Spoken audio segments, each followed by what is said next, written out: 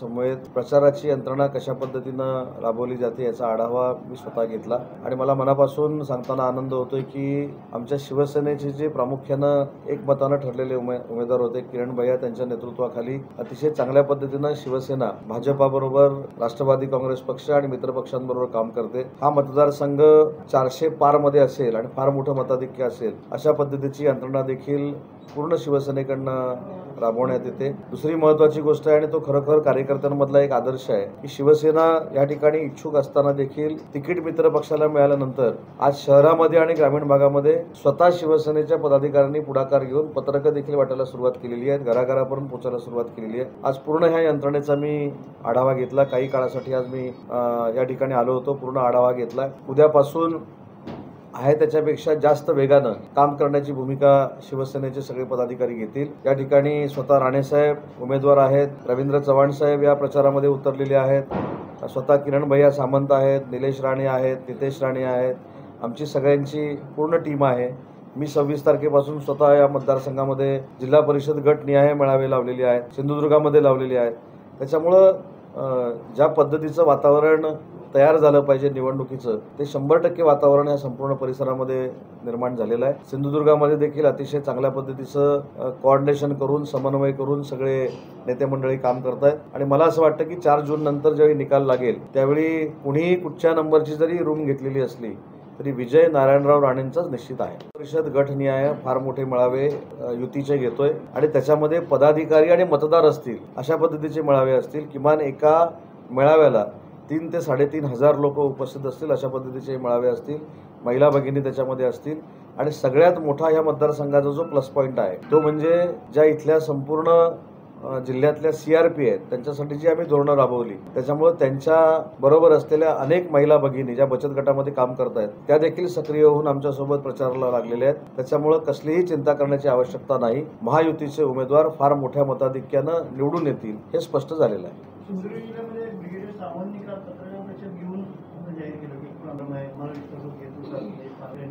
पालकमंत्र्यांनी पूर्वी दुर्लक्ष केलं त्या ब्रिगेडियर सावंत साहेबांची मी चर्चा करेन, परंतु तिथले खऱ्या अर्थानं जिल्ह्याचे समन्वयक जे पक्षाच्या आमच्या लेटरेडवर आहेत ते स्वतः किरण सामंत आहेत, म्हणजे त्याची मी हे पण देईन तुम्हाला। आणि स्वतः ते इच्छुक असल्यामुळे त्यांनी स्वतः यंत्रणा शिवसेनेची राबवण्याचा निर्णय घेतला। आम्ही सगळे त्यांच्यासोबत आहोत। राणे साहेब अतिशय चांगल्या पद्धतीनं फिरतायत, लोकांपर्यंत पोहोचतायत, सगळी टीम त्यांची फिरते आणि हा विजय जो आहे तो कुठच्या एका पक्षाचा होणार नाही, महायुतीचा होणार आहे। तर ब्रिगेडियर साहेबांची काय शंका आहे, काय दुःख आहे ते मी स्वतः समजून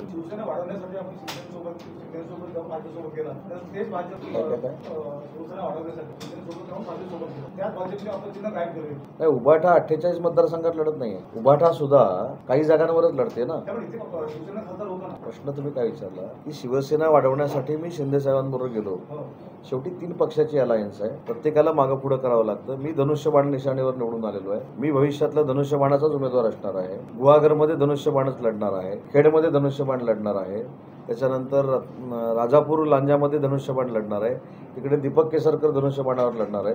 त्याच्यामुळे धनुष्यबाण गायब केला असे जे काही शब्दप्रयोग आपण करताय त्याच्याशी मी अजिबात सहमत नाही। आहे तिथं धनुष्यबाण आहे आणि धनुष्यबाणाच्या साथीनंच कमळ विजयी होणार आहे।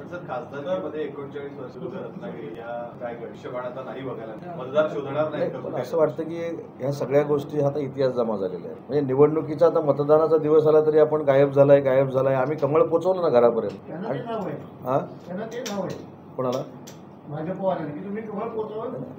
एक लक्षात ठेवा, ज्या पद्धतीनं आम्ही कमळ पोचू शकतो तसं आम्ही परत धनुष्यबाण पोचवू शकतो हे त्यांना देखील माहिती आहे। आणि विशेषतः शिवसेनेचे काल मी एक स्टेटमेंट अशी केली, मला जेव्हा विचारण्यात आलं की 15-15 दिवसामध्ये निवडणुका लागत आहेत, निवडणुकीचे उमेदवार जाहीर होत आहेत, तर शिवसैनिकांसारखा 2020 कोणी खेळू शकत नाही। आम्ही 2020 खेळणारे आहोत। आम्ही निशाणी जशी कमळ पोचवणार आहोत तशी धनुष्यबाण देखील पोचवू आणि मला याची पूर्ण खात्री आहे की धनुष्यबाण डॅमेज होणार नाही, ह्याची भविष्यात दक्षता भाजप देखील घेईल, याची पूर्ण खात्री।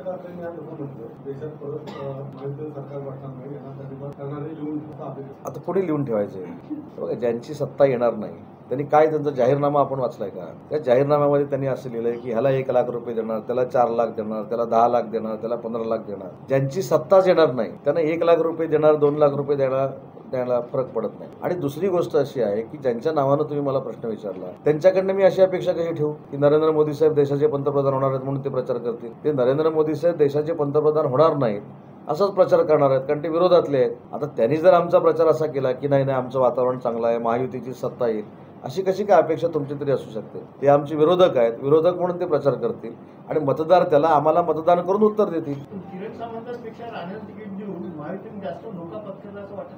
आता मला ह्याच्या मी आता नव्हतो, आजच आलो. त्याच्यामुळे मी असा पूर्ण सर्वे केलेला नाही अजून. 26 तारखेनंतर करणार आहे, त्याच्यामुळे याच्यावर मी भाष्य करणं योग्य नाही. शेवटी उमेदवारी मिळेपर्यंत आमचा संघर्ष होता. उमेदवारी मिळाल्यानंतर महायुतीचा उमेदवार 4 तारखेला या मतदारसंघातनं निवडून आलेला तुम्हाला दिसेल. मी तेच सांगितलं ना, वातावरण काही असो, वातावरण कोणाचंही असो, शेवटी एकदा तिकीट जाहीर झाल्यानंतर त्याच्यावर आता चर्चा करून काही तिकीट परत ते आता आम्हाला मिळणार नाही. तिकीट त्यांना मिळालेलं आहे, आता त्यांना निवडून आणणं हा आमचा संकल्प. तुम्हाला जे अपेक्षित आहे त्याच्यापेक्षा जास्त असेल. कोण? त्यांचं फारच मनावर घेतात.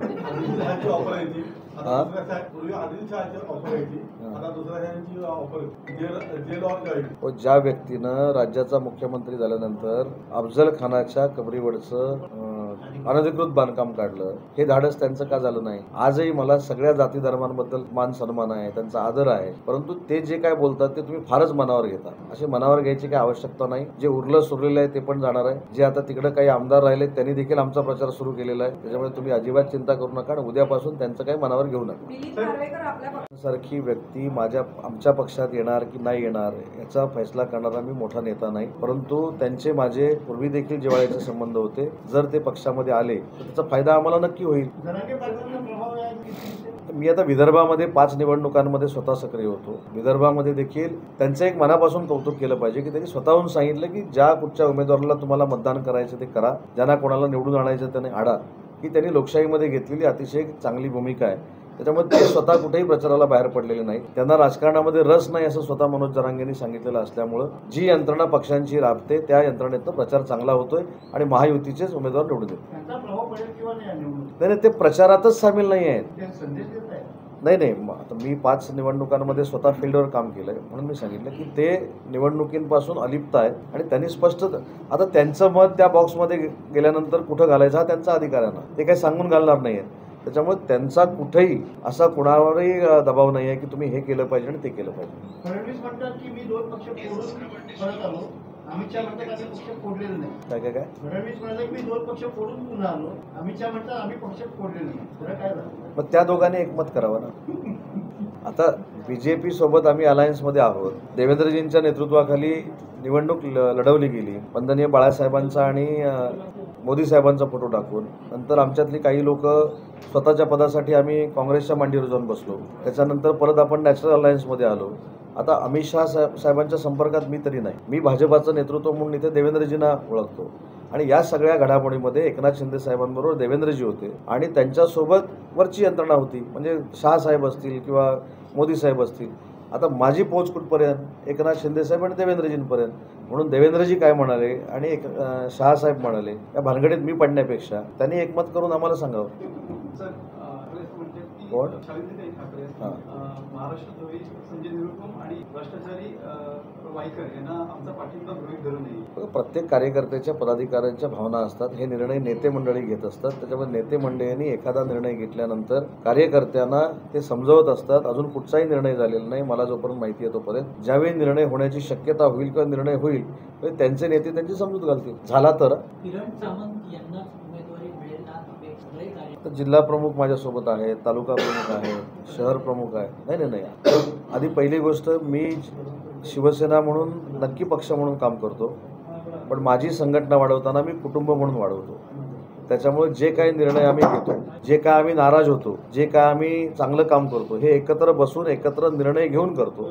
नाराजी नव्हती असं समजण्याचं काही कारण नाही. नाराजी होती, आजही असू शकते, परंतु शेवटी सगळे आम्ही कुटुंब म्हणून काम करत असताना सगळ्यांचं दुःख सारखंच आहे. म्हणजे आज उमेदवारी मिळाली नाही म्हणून ह्यांना दुःख आहे आणि सख्खा भाऊ म्हणून मला दुःख नाही असं तर होणार नाही. त्याच्यामुळे सगळ्यांचं दुःख एक आहे, परंतु त्याच्या पलीकडे जाऊन आता स्वतः उमेदवारांनी जर निर्णय घेतलेला आहे आणि ते स्वतः सक्रिय याच्यामध्ये झालेले आहेत, त्यांनी सगळ्या ह्या गोष्टी बाजूला ठेवून महाराष्ट्रामध्ये एक नवा आदर्श निर्माण केलेला आहे. आमच्या सगळ्यांची जबाबदारी आहे. त्याच्यामुळे मी म्हणून सांगितलं की पक्ष म्हणूनच आम्ही काम करतो, पण त्याच्या पलीकडे जाऊन मी कुटुंब म्हणून काम करतो. सगळ्यांची समजूत निघालेली आहे. ज्यांची समजूत निघालेली नाही त्यांची 2-3 दिवसात घालतो. सर, त्यामध्ये गंभीर आरोप केले तर विचारतो की शिंदे साहेबांकडे कॅशची उडवाट सापडलेली होती, मुख्यमंत्र्यांची धाड पडलेले होते, पण एवढ्या कमी वयात मला जेलमध्ये जायचं नाही म्हणून शिंदे साहेब उद्धव ठाकरे घडले. गंभीर आरोप केले. बघा, त्यांचं फारच गांभीर्याने घेता तुम्ही. म्हणजे मला असं वाटतं बाकी कोणी घेतलेलं आहे, पण तुम्ही फारच गांभीर्याने घेता. ज्यांच्या वक्तव्याला महाराष्ट्रातली जनता कुठेही म्हणजे भुलत नाही किंवा त्याला प्रतिसाद देत नाही, त्यांच्यावर चर्चा कशाला करायची. आता मला सांगा की जी ही स्टोरी आहे आता त्याच्यामध्ये तुमचा तो प्रश्न तयार झाला, पण ह्याच्या पलीकडे काय मतपरिवर्तन तर कोणाचं होणार नाही. व ज्या एकनाथ शिंदे साहेबांनी शिवसेना वाढवण्यासाठी अहोरात्र मेहनत केली, अहोरात्र ताकद दिली, त्या माणसाबद्दल मला असं वाटतं की जरी वैर आलं तरी सुद्धा तत्वाशी लढाई ठीक आहे, पण वैयक्तिक पातळीवर आपल्या एखाद्या व्यक्तीवर टीका करत असताना तो किती वयाचा आहे याचं भान ठेवणं मला असं वाटतं की राजकारणातलं एक संस्कार आहे. आता कोण ठेवतात कोण ठेवत नाही, पण मला असं वाटतं की तुम्ही ते जास्त गांभीर्याने घेऊ नका. महाराष्ट्रातली जनता ते घेत नाही. तुम्ही 5 नेत्यांनी तिथे जोर लावलं तरी सुद्धा टक्केवारीचं प्रमाण अपेक्षा एवढं झालं नाही, कारण काय 54% मतदान झालं. मी आता पण परत तिकडेच चाललेलो आहे, परंतु तिथं असणारी उष्णता म्हणजे 45, 46, 47 डिग्री सेल्सिअस तापमान आणि त्या तापमानामध्ये मतदान करून घेणं हे फार महासंकट तिथे लोकांवर आहे. पण मी मतदारसंघ वाईज सांगतो की त्या ठिकाणी पहिली नागपूरची जी लढाई झाली आमच्यामध्ये आणि महाविकास आघाडीमध्ये, तिथे नितीन गडकरी साहेब हे फार मोठ्या मताधिक्यानं जिंकलेले आहेत. सुधीर मुनगंटीवार साहेब देखील तिथे जिंकलेले आहेत. त्याच्यानंतर भंडारा आम्ही जिंकलेलो आहोत, गडचिरोली आम्ही जिंकलेलो आहोत आणि शिवसेनेनं जी लढली राजू पारवेंची जागा ती देखील आम्ही 1.5 लाखाच्या फरकानं आजच जिंकलेले आहोत. असं वातावरण तिथे आहे. 5च्या 5 जागा या महायुतीच्या येणार. टक्केवारी कमी झाल्यानंतर महायुतीला काही टक्केवारी कमी झाली हा परिणाम सगळ्याच पक्षांना झाला आहे, कारण हीटच एवढी आहे, उष्णताच एवढी आहे. आता मला एक व्हिडिओ आला आहे, तुम्हाला दाखवतो. सकाळी मी त्यावेळी तिकडनं निघालो तर पूर्ण ऊन होतं आणि आता इथं धोधो पाऊस पडतो. हे जे काही तिकडे वातावरणामधले बदल चालू आहेत त्याच्यामुळं लोक बाहेर काढणं, कारण शेवटी काही शेतीचे प्रश्न निर्माण झालेले आहेत. पाऊस पडत असेल तर काय शेतकऱ्यांनी करायचं, ऊन पडलं असेल तर काय तयारी करायची, ह्या संदर्भात ते मतदान कमी होतं. शिवसेनेचे तुम्हाला अपेक्षित असलेले शिवसेनेचे सगळे वरिष्ठ नेते प्रचाराला येणार. विनोद तावडे साहेब उद्या येत आहेत. त्याच्यानंतर आवश्यकता भासली तर मुख्यमंत्री मोदी येतील, उपमुख्यमंत्री येतील, अमित शहा साहेब येत आहेत. कोण कोण पाहिजे सांगा, सगळ्यांना घेऊन येऊ. सर, या लोकसभा मतदारसंघात 6 विधानसभा मतदारसंघ आहेत, तर रत्नागिरी तुमच्याकडे आहे. रत्नागिरी मतदारसंघातून सर्वाधिक मताधिक्य आपण बोलून तोंडाची वाफ घालवायची नसते. 4 तारखेला सगळ्या मतदारसंघाचं कॅल्क्युलेशन समोर येईल आणि वराडकर साहेब सांगतील की नक्की रत्नागिरी मतदारसंघातनं किती मतदान झालेलं आहे, किती मताधिक्य मिळालं आणि रत्नागिरी मतदारसंघ किती नंबरला आहे. सर, तुम्ही म्हणालात की मतदानाचा टक्का कमी पडदर्वामध्ये, तर कोकणामध्ये आता जो पुढचा जो टप्पा होणार आहे त्याच्यामध्ये इथे मतदानाचा टक्का वाढावा यासाठी काही नाही, विशेष प्रयत्न कार्यकर्ते करतील, परंतु शेवटी हे सगळं करत असताना प्रत्येक माणसाची प्रकृती देखील अतिशय महत्त्वाची आहे. त्याच्यामुळे या सगळ्या उष्णतेमध्ये अतिशय चांगल्या पद्धतीनं प्रत्येकानं काळजी घ्यावी ही देखील माझी पालकमंत्री या नात्याने विनंती आहे जिल्ह्यातल्या लोकांना. त्याच्यामुळे जसजसे आता दिवस पुढे जातील त्यानंतर किती तापमान आहे काय आहे त्या संदर्भात तसं मतदान बाहेर काढू. पहिल्या सकाळच्या टप्प्यात काढू, नंतर संध्याकाळी करू, असं काहीतरी करू नियोजन. जनशक्तीचा बुलंद आवाज म्हणजेच रत्नागिरी खबरदार.